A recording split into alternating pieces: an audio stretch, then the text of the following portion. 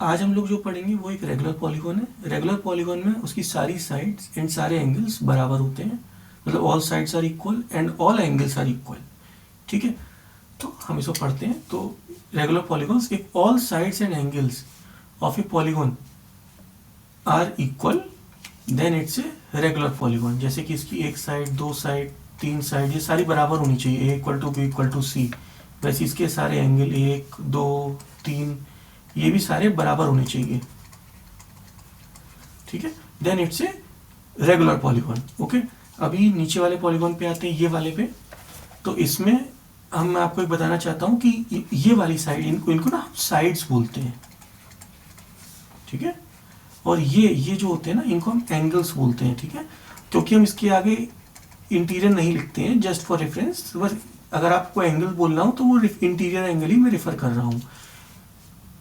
Okay, and अगर हम ये कहते हैं कि इंटीरियर एंगल्स बराबर है, तो आपसे कोई अपोजिट क्वेश्चन पूछ सकता है कि क्या रेगुलर पॉलीगॉन के एक्सटीरियर एंगल्स भी बराबर होते हैं? तो यस, ऑब्वियसली बराबर होंगे। अगर ये 60 डिग्री होगा सबके, अगर मान लीजिए ये 60 डिग्री है, ठीक है, तो क्योंकि एक सर्कल है तो ये बाहर वाला कितना होगा? ऑब्वियसली 120 डिग्री होगा।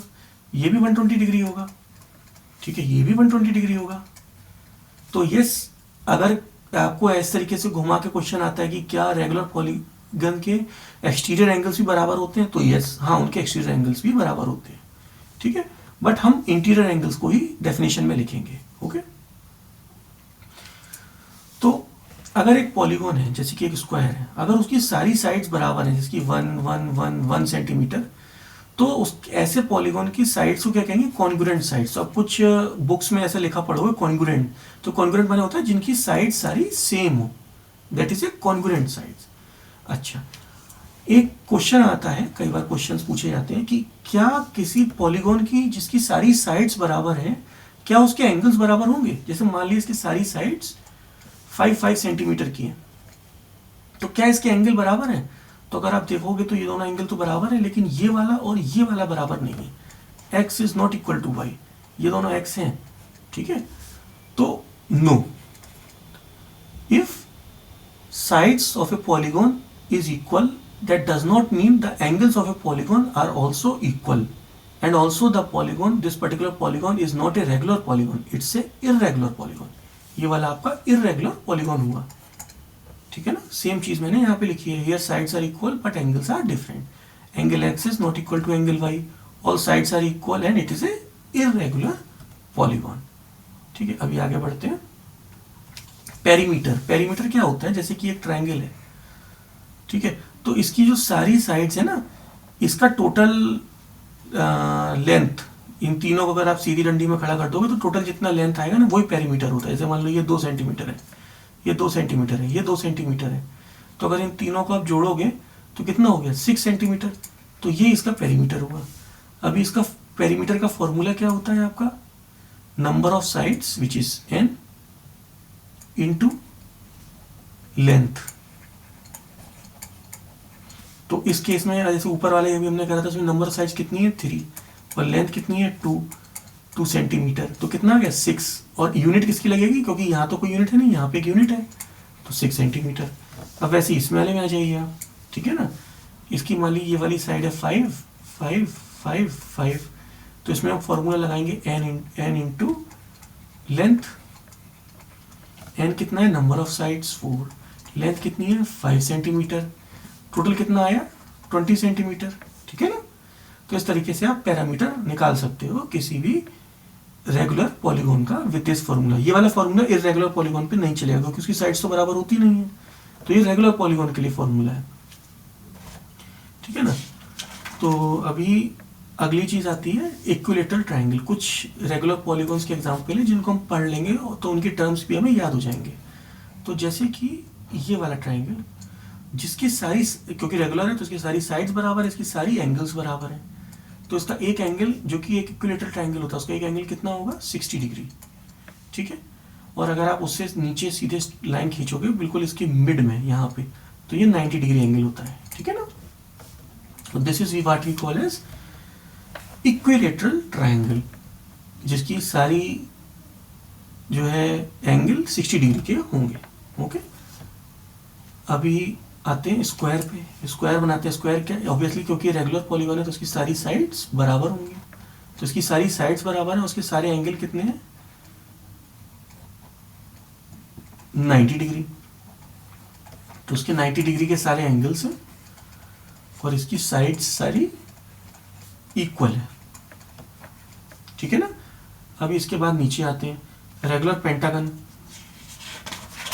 ठीक है। तो रेगुलर पेंटागन बनाते हैं, पेंटा माने 5 साइड्स, तो बनाते हैं 1 2 3 4 5, ठीक है ना।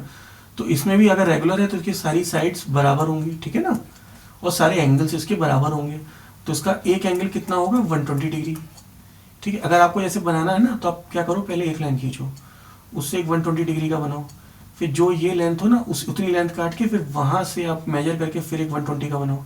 इस तरीके से बनाओगे ना तो आपको ऐसा मिल जाएगा, ठीक है ना, इजीली।